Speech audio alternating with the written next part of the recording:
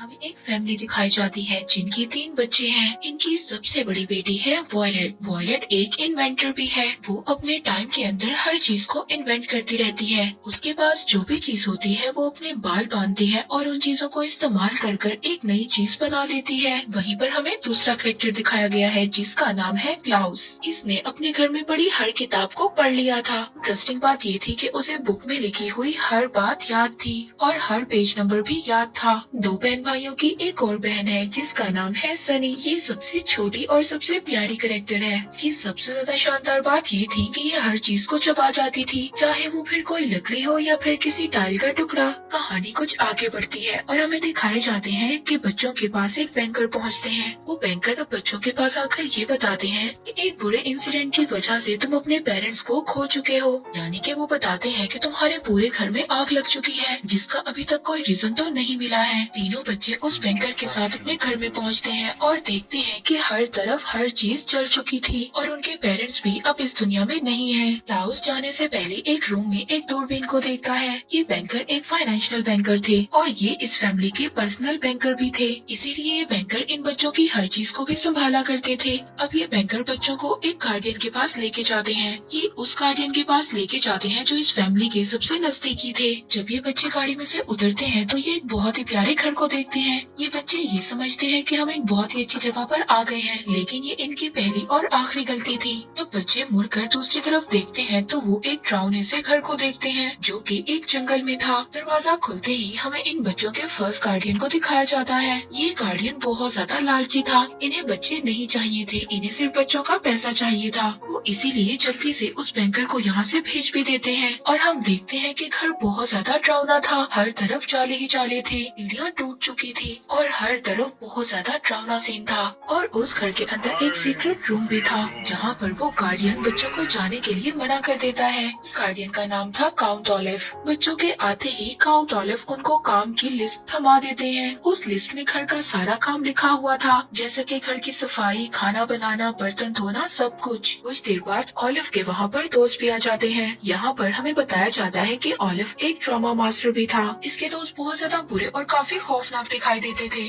Olive बच्चों को बोलता है कि 8 बजे से पहले पहले मुझे डिनर चाहिए और इसके बाद वो अपने दोस्तों के साथ ड्रामा प्रैक्टिस करना शुरू कर देता है। उसकी ड्रामा प्रैक्टिस इतनी ज्यादा बोरिंग थी कि उसके सभी दोस्त वहाँ पर सो जाते हैं। दूसरी तरफ बच्चे जब किचन में जाते हैं तो उनको वहाँ पर चूहे और मरे हुए कीड़ों के अलावा कुछ भी नहीं मिलता। कुछ न होने के बावजूद और काफी मुश्किलात की वजह से वो बच्चे फिर भी पास्ता रेडी करते हैं। न ज्यादा काम करने के बावजूद फिर भी काउंट ऑलिव बच्चों पर चिल्लाता है और कहता है कि तुम्हें तो बहुत बुरी सजा मिलनी चाहिए। इसी वजह से वो क्लाउस को मारता भी है। बच्चों के साथ पहले ही बहुत बुरा हो चुका था और वो अपने पेरेंट्स को भी खो चुके थे और काउंट ऑलिव भी बच्चों के साथ बहुत ज्यादा बदतमीजी कर रहा था। वॉयलेट तीनों बच्चों में सबसे बड़ी थी। अब वो ये कहती है कि जहाँ पर हम रह रहे हैं वही हमारा घर है। वो अपने बालों को बांधती है और एक छोटा सा एक्सपेरिमेंट करती है। वो वहाँ पर एक छोटा सा हट तैयार करती है जिसमें वो बच्चे बैठे थे और उनके पेरेंट्स की एक पिक्चर भी थी जिसके ऊपर रोशनी डालने से वो टेंट के ऊपर दिखाई दे रही थी। अगले दिन काउंट ऑलिव पहुँच जाता है बच्चों के साथ कोर्ट में और वहाँ पर ये साबित कर देता है कि वो इनका एक लीगल गार्डियन है। वो बच्चों का लीगल गार्डियन बनते ही बच्चों को मारने का सोचता है। वो सिर्फ ये सोच रहा था कि बच्चों को मारने के बाद सारी प्रॉपर्टी उसको मिल जाएगी, इसीलिए वो बच्चों को एक रेलवे ट्रैक पर छोड़ देता है, कार को लॉक कर। अब जब बच्चों को ये बात पता चलती है कि यहाँ पर ट्रेन आने वाली है तो तभी वॉयलेट जल्दी से बैंकर को कॉल करती है। बैंकर के पास भी ट्रेन चल रही थी, इसलिए उनको कोई भी बात समझ नहीं आती। वॉयलेट के माइंड में अब एक आइडिया आता है। वो एक ऐसा इंस्ट्रूमेंट बनाती है कि जिसे फेंकने से वो ट्रेन के ट्रैक को तब्दील कर सके। ऐसा करने में वो सक्सेसफुल भी हो जाती है। वो जैसे ही वो इंस्ट्रूमेंट को फेंकती है वो ट्रेन के ट्रैक को चेंज कर देती है। वॉयलेट अपने दोनों बहन भाइयों की जान को बचा लेती है। इसके बाद वहाँ पर उनके बैंकर भी पहुँच जाते हैं। वो वहाँ पर आकर ये समझते हैं कि मिस्टर काउंट ऑलिव ने बच्चों को कार चलाने की इजाजत दी है। बच्चे अपने बैंकर को ये समझाने की भी कोशिश करते हैं कि उनके गार्डियन ने उनको मारने की कोशिश की है, लेकिन उनके बैंकर को कुछ भी समझ नहीं आता। न कि वो बच्चों को मिस्टर काउंट ऑलिव से छुड़वा कर ले आते हैं। इसके बाद वो बच्चों को लेकर पहुँच जाते हैं उनके दूसरे गार्डियन के पास। अब इस दूसरे गार्डियन ने ही बच्चों की देखभाल करनी थी। यहाँ पर बच्चों के साथ इतना बुरा तो नहीं हो सकता था कि जैसे उनके पहले गार्डियन ने उनको मरने के लिए ट्रेन के आगे छोड़ दिया था। ये एक डॉक्टर थे और इन्हें जानवर पालने का बहुत ज्यादा शौक था, खासकर सांपों का। इनके पूरे घर में अलग अलग किस्म के जानवर थे। वो बच्चों को बताते हैं कि कैसे उनके पास इतने ज्यादा सांप आए और उन्हें कितना इन जानवरों से प्यार है। वो वहाँ पर बच्चों को 2 मुंह वाले कोबरा से भी मिलवाते हैं और 3 आंखों वाले मेंढक से भी। फिर वो आखिर में अपने सबसे खास जानवर से मिलवाते हैं। ये एक ब्लैक पाइथन था। वो बच्चों को बताते हैं कि कैसे उन्होंने अपने दोस्तों के साथ मिलकर इसको पकड़ा था।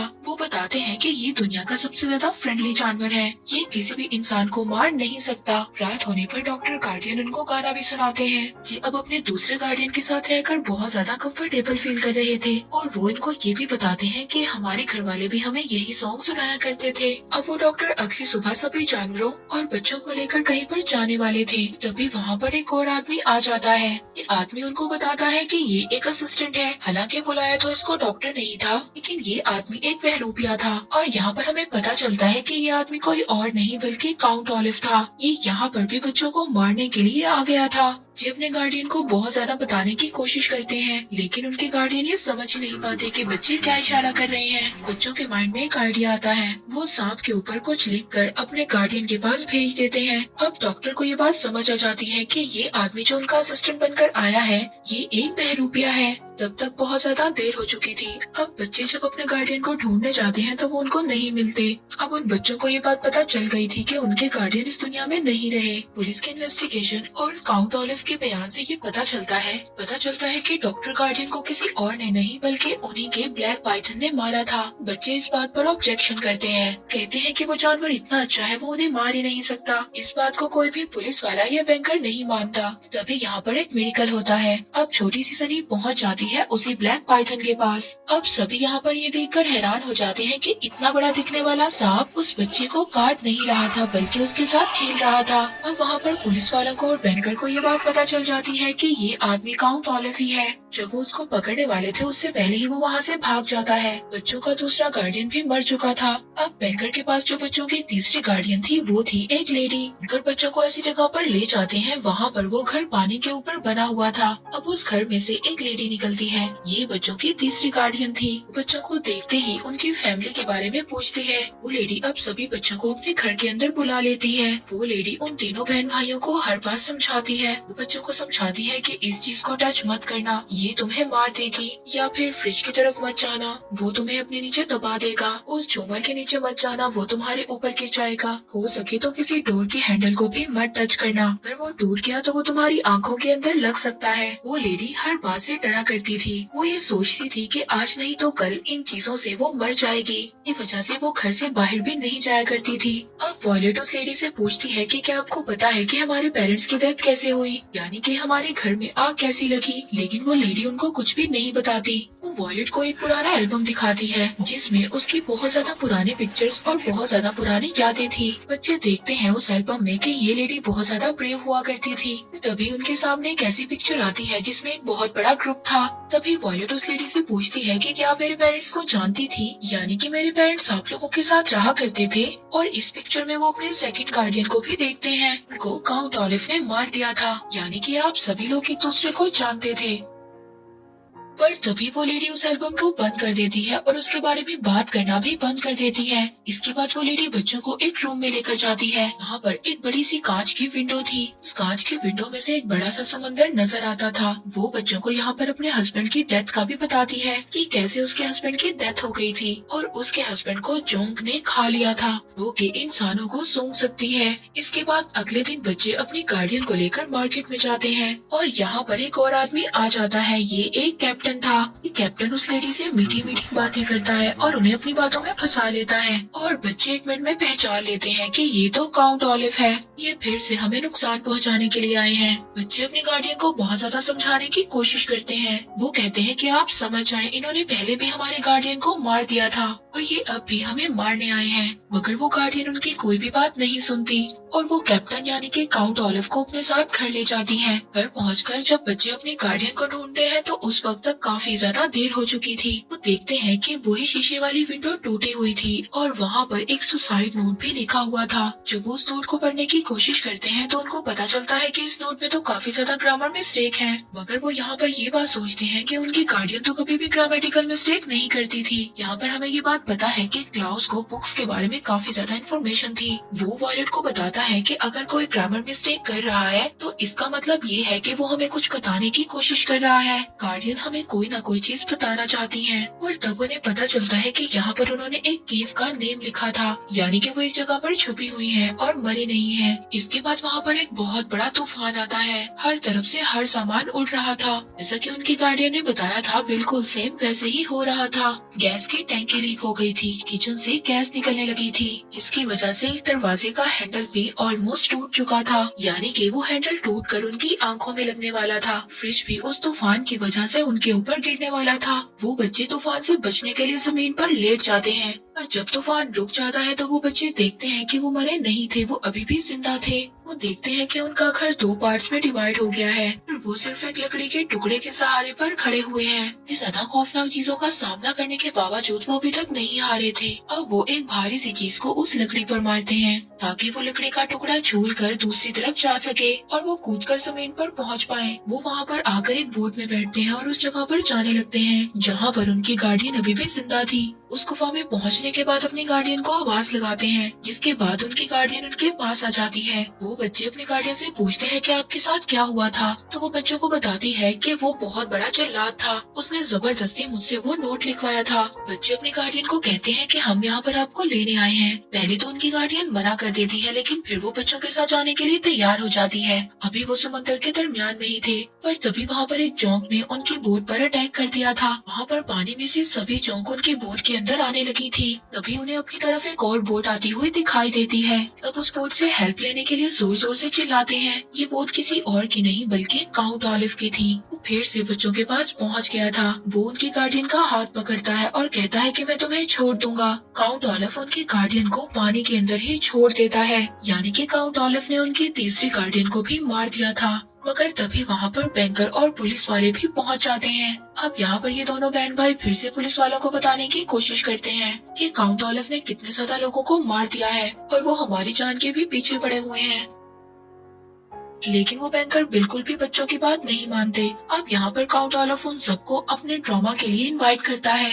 बच्चों को यहाँ पर समझ नहीं आ रही थी कि आखिर ये क्या करना चाहता है, पर तभी क्लाउस को पता चलता है कि ये एक बुक की वजह से ऐसा कर रहा है। क्लाउस अपनी बहन को बताता है कि अगर हम दोनों की शादी अलग अलग हो जाती है तो हम दोनों अपनी प्रॉपर्टी के लिए लीगल नहीं है। तभी उन्हें ये बात समझ आती है कि काउंट ऑलिव एक प्लानिंग कर रहा है, यानी कि वो वॉयलेट से शादी कर लेगा और जैसे ही वो वॉयलेट से शादी करेगा तो उसकी सारी प्रॉपर्टी उसके नाम हो जाएगी। वॉयलेट उससे शादी करने के लिए मना कर देती है और कहती है कि कोई भी तुम्हारी इस ड्रामा पर यकीन नहीं करेगा। कहती है कि जब तक शादी एक लीगल जज के सामने नहीं होती तब तक शादी नहीं मानी जाती। तभी काउंट ऑलिव उसको कहता है कि ये बात तो मैंने पहले ही से सोच रखी थी, इसलिए मेरी नेबर यहाँ पर मुझे हेल्प करने के लिए आई है। उसको तो यही लगेगा कि वो एक ड्रामा का हिस्सा है। यहाँ पर वॉयलेट बिल्कुल काउंट ऑलिव को मना कर देती है कि मैं ऐसा बिल्कुल भी नहीं करने वाली। पर तभी यहाँ पर काउंट ऑलिव एक बुरी हरकत करता है। उसने उनकी सबसे छोटी बहन सनी को पकड़ लिया था, घर के सबसे ऊपर वाली मंजिल पर बांध दिया था।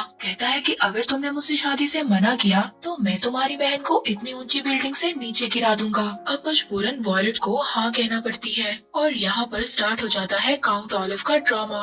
मगर अब भी क्लाउस ने हार नहीं मानी थी। वो ये सोच रहा था कि अगर वॉयलेट इस सिचुएशन में होती तो क्या करती। वो अपनी बहन को बचाने के लिए बिल्डिंग के ऊपर चढ़ना शुरू कर देता है और दूसरी तरफ ड्रामा भी चल रहा था जहाँ पर शादी का सीन चल रहा था। अभी को ये लग रहा था कि ये सिर्फ एक ड्रामा है। अब क्लाउस उस रूम में पहुंच चुका था जहाँ पर काउंट ऑलिव ने उनको जाने से मना किया था। क्लाउस के हाथ में एक पेपर था जो कि उसको अपनी लेडी गार्डियन के घर से मिला था। पेपर के ऊपर एक आंख बनी हुई थी जो कि बिल्कुल सेम काउंट ऑलिव के रूम में बनी हुई आंख थी। इधर क्लाउस अपनी छोटी बहन को भी बचा लेता है। दूसरी तरफ ड्रामा भी खत्म होने वाला था कि वॉयलेट अब मैरिज सर्टिफिकेट पर साइन कर रही थी, पर तभी दूसरी तरफ क्लाउस को भी ये बात समझ आ गई थी कि ये जो आंख के ऊपर सूरज की रोशनी पड़ रही है ये किसी भी चीज को जला सकती है। और अब क्लाउस यहाँ पर सिर्फ और सिर्फ सूरज की रोशनी का वेट कर रहा था कि जैसे ही इस आग पर सूरज की रोशनी पड़ेगी वो इस जगह को तबाह कर देगा। सूरज की रोशनी पड़ते ही अब वो सर्टिफिकेट को जला देता है जो कि अभी भी वॉयलेट ने साइन किया था।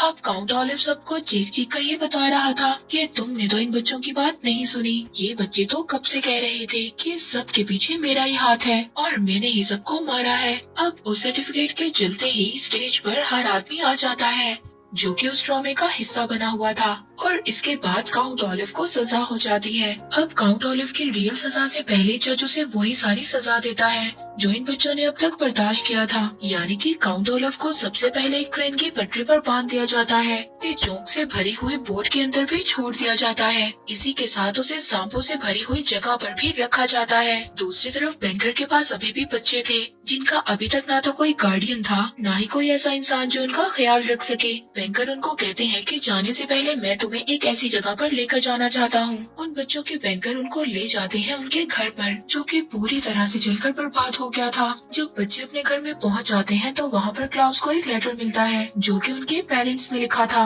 लेटर आने में काफी ज्यादा देर हो चुकी थी लेकिन उस लेटर के आने से पहले ये घर पूरी तरह से जल चुका था और उनके पेरेंट्स की भी डेथ हो गई थी। वॉयलेट और क्लाउस वो लेटर पढ़ते हैं और इसी के साथ ही यहाँ पर इस सीरीज का एंड हो जाता है।